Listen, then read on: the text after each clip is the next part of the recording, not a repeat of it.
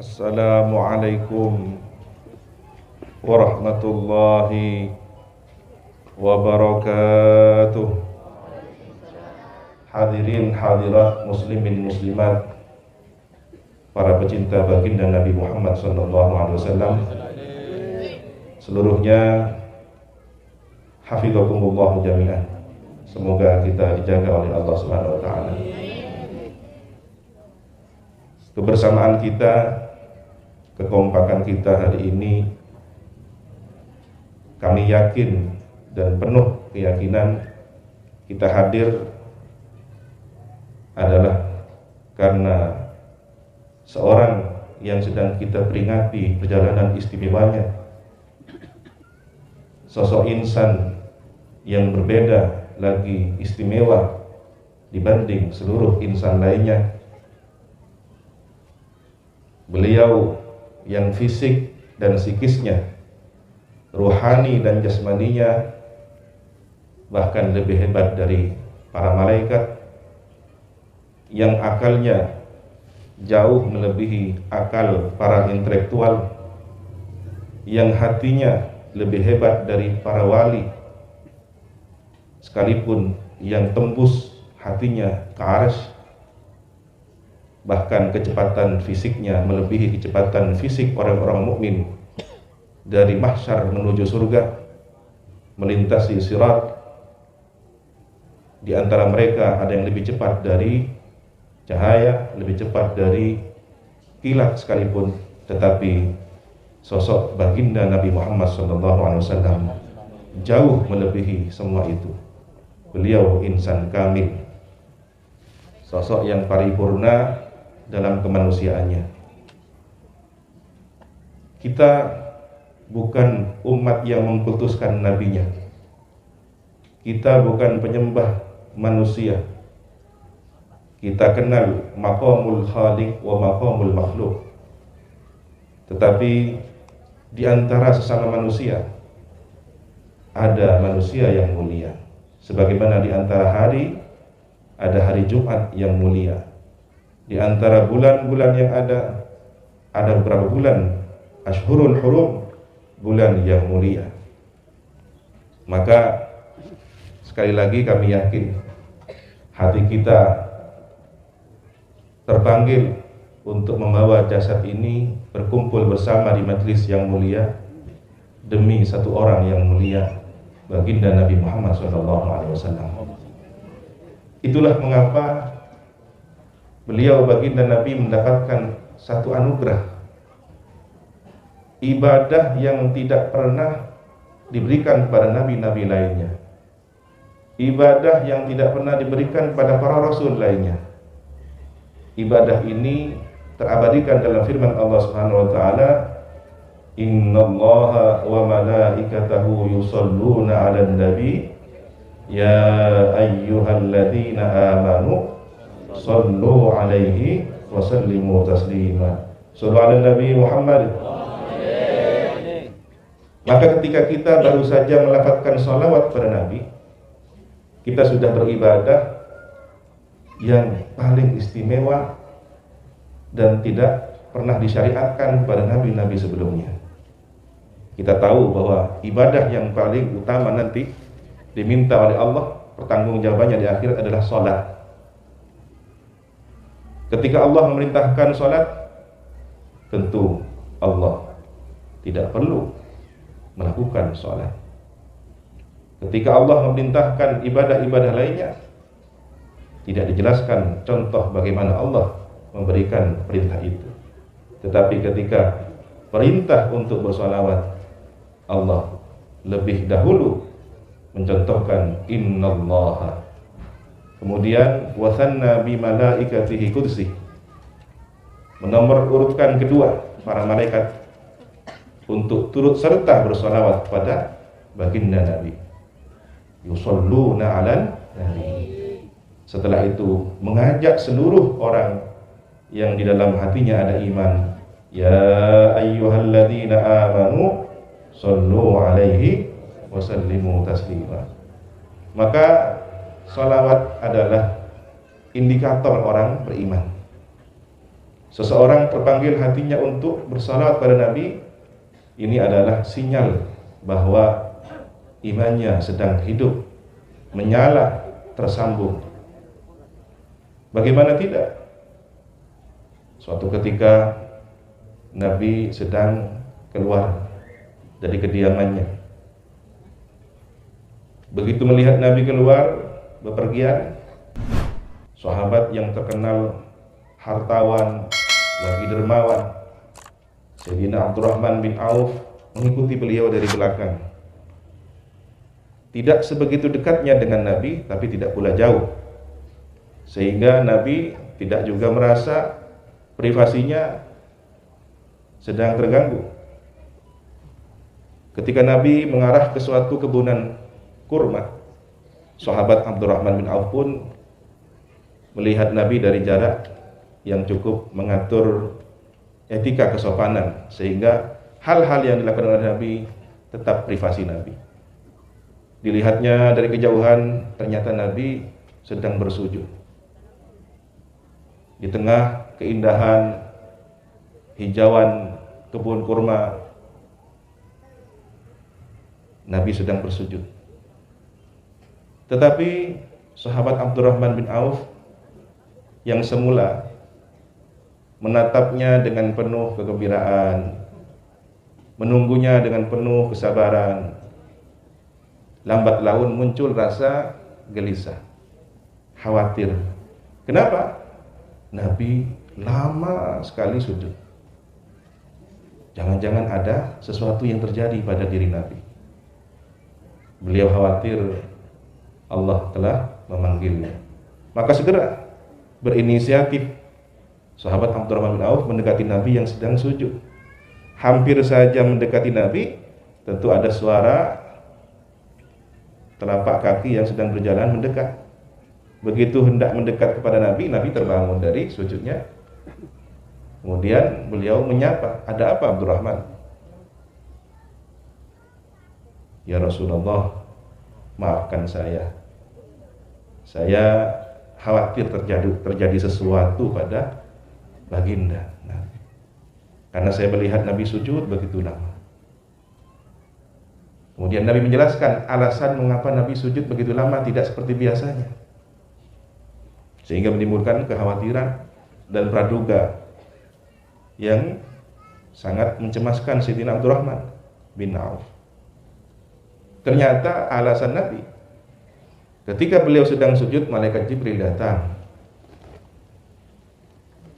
"Ama yasurruka, apakah tidak membuat engkau bahagia, wahai Nabi, tentang berita yang Allah beritahukan kepada engkau?" Apa itu malaikat Jibril? "Man shalla 'alaika salatan sallallahu biha asyra." Siapa yang bersolawat padamu satu kali bacaan solawat, Allah balas 10 kali. Alhamdulillah. Itulah yang membuat Nabi bahagia. Itulah yang membuat Nabi sujud lama sebagai bentuk ungkapan syukur bahwa umat ini bisa mengejar pahala-pahala kebaikan umat yang terdahulu yang usianya ratusan tahun, bahkan ada yang mencapai ribuan tahun dengan amal soleh yang dilakukannya. Ternyata umat yang pendek umurnya, yang pendek tubuhnya, yang lemah dibanding umat-umat terdahulu, seperti sekunik ropu, capok corona kering, anak-anak boleh embuan datang umikor. Ternyata umat yang dianggap lemah ini, umat yang dianggap pendek-pendek umurnya, bisa mengejar ibadah umat-umat terdahulu. Salah satunya dengan memperbanyak baca salawat pada baginda Nabi Muhammad SAW. Ada apa rahasia salawat? Sayyid Muhammad bin Alwi al-Maliki dalam kitab Madza fi Sya'ban menjelaskan, yang pertama, orang yang bersalawat pada Nabi, Allah sendiri yang langsung memberikan rahmatnya. Sallallahu alaihi biha asyra. Ini menunjukkan apresiasi Rabbul Alamin kepada hambanya yang telah bersalat pada sang kekasihnya. Karena Nabi Muhammad kekasih Allah, orang yang dicintai oleh Allah, Begitu kita mengucapkan salawat dan salam kepada Nabi, Allah sendiri yang kemudian menyebutnya. Bukan hanya 1 kali, tapi 10 kali lipat. Ini sudah sangat istimewa. Siapa kita ini? Hamba yang hina. Nyuwun sapora. Keluar dari kenangan saya hina 2 kali. Kita ini keluar dari tempat yang hina 2 kali. Dari tempat jalur kotoran 2 kali. Tetapi diangkat oleh Allah karena kita beribadah menyembahnya, dan Allah membalas sholawat kita karena menyebut sang kekasihnya. Inilah yang kemudian mengangkat hamba-hamba Allah menjadi hamba yang mulia. Tidak hanya sampai di sana, Nabi sendiri membalas sholawat orang yang baca sholawat kepadanya. Allah kirimkan malaikat untuk menyampaikan bacaan salawat kita kepada Nabi Muhammad SAW, yang kemudian bacaan itu disambut oleh Nabi, wa alaikas salam wa alaikas salatu wassalam. Nabi yang membalas salawatnya, Nabi yang membalas salamnya. Jadi setiap kali kita baca salawat dan salam, Nabi membalasnya untuk kita. Alhamdulillah. Sudah dapat jawaban dari Rabbul Alamin 10 kali lipat. Tidak usah 10 kali lipat, 1 kali jawaban dari Rabbul Alamin yang memiliki semesta raya ini. Sudah tak berbanding, tak ada nilainya sholawat kita. Apalagi sampai 10 kali lipat. Masih Nabi Muhammad sendiri yang membalas sholawatnya. Tidak hanya itu, setiap malaikat diajak bersolawat kepada orang yang bersolawat kepada Nabi Muhammad SAW 70 kali. Ini sudah mulai ke matematika. Sekarang berapa malaikat yang menjaga arsy? Berapa malaikat yang menjaga Lauhul Mahfuz? Berapa malaikat menjaga Al-Qalam? Berapa malaikat yang bagian menjaga Sidratil Muntaha? Langit, 7 lapis langit, setiap pintu langit ada malaikatnya. Surga ada malaikatnya, neraka ada malaikatnya, bumi ada malaikatnya, planet ada malaikatnya. Pepohonan, hujan, gunung, sungai, lautan, daratan, semua ada malaikatnya. Setiap orang yang bersolawat, seluruh malaikat diperintah untuk juga bersolawat pada orang yang bersolawat pada Nabi Muhammad SAW 70 kali. Jika ada bertriliun-triliun malaikat bersolawat, maka seluruh malaikat membalaskan solawat orang yang bersolawat dikalikan 70 kali lipat. Berapa? Tak terhing, kalkulatornya yang tak terhingga. Kalau angkanya ada, matematikanya menghitung. Tetapi akal kita, nalar kita, logika kita yang terhenti karena saking besarnya angka itu, sehingga kalau ditulis di komputer atau di kalkulator, yang keluar apa? Error. Apanya yang rusak? Alatnya yang tidak mampu. Angkanya ada, karena matematika itu ini pasti. Lebih hebat lagi, apa? Ketika ada orang cerdas bersolat pada Nabi Muhammad SAW dengan pendekatan matematika. Salah satu orang cerdas ini adalah yang kita ikuti fikihnya, ijtihadnya. Beliau adalah Imamuna Muhammad bin Idris Asy-Syafi'i rahimahullahu ta'ala. Beliau setelah wafat, ada murid yang bermimpi bertemu dengan Imam Syafi'i. Diboyong seperti pengantin laki-laki sedang diboyong. Mau dibawa kemana? Ke surga. Lalu ditaburi bunga-bunga. Nah, orang yang bermimpi ini bertanya, wahai Imam Syafi'i, Anda mendapatkan penghormatan demikian rupa di alam barzakh. Apa amalan yang Anda sekiranya mendapatkan akibat? Sebab amal-amal apakah yang Anda kemudian mendapat akibat mulia semacam ini? Mungkin orang akan menduga pendapat-pendapat Imam Syafi'i yang cemerlang, kitab-kitab yang beliau tulis, ilmu yang beliau ajarkan, mungkin ibadahnya. Ternyata penghormatan ini beliau peroleh karena menuliskan bacaan sholawat yang tidak pernah dituliskan oleh orang lain di kitab beliau yang bernama Kitab Ar-Risalah. Imam Syafi'i punya karya kitab, ditulisnya bernama Ar-Risalah. Di sana ada sholawat. Allahumma sholli wa sallim ala sayyidina Muhammadin adada ma dzakarahul dzakirun wa ghafala an dzikrihil ghafilun. Jadi intinya bagaimana? Imam Syafi'i menuliskan salawat yang inti salawatnya sehitungan jumlah orang yang ingat kepada Nabi untuk bersolawat, dan sehitungan jumlah orang yang lupa juga pada Nabi untuk bersolawat. Ini kan berarti seluruh manusia. Sekarang kalau kita total jumlah penduduk bumi sekarang, kalau terupdate baru berapa? 2021 itu 7 miliar populasi umat manusia. Umat Islamnya berapa? Seluruh dunia. Benikun mimbuan manono. Satunya. Sana apa?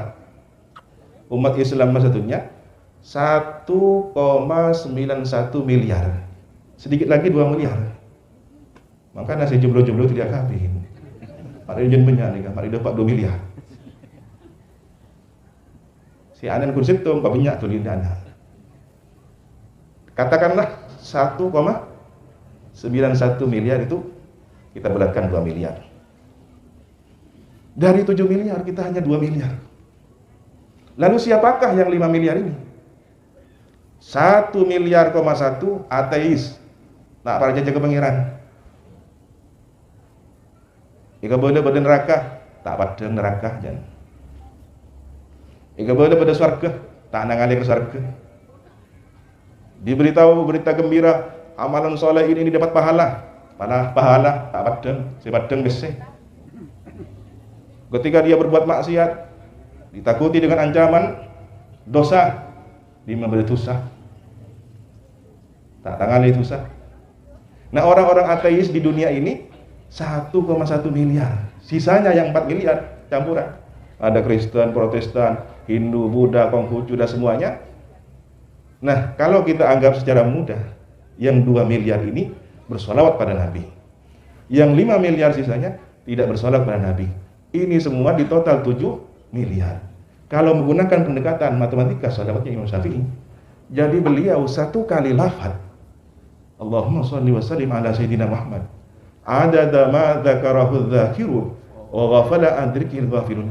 Satu kalimat ini senilai 7 miliar. Kemudian jika berbanding salamnya, salawatnya para malaikat, karena satu kali salawat dibalas oleh malaikat 70 kali salawat. 7 miliar kali 70 kali. Kemudian 70 kali ini ping piro malaikate? Mumet. Tidak bisa ngitungnya kita. Jadi bagaimana? Melimpah ruah. Inilah keistimewaan salat. Inilah percepatan amal ibadah kita.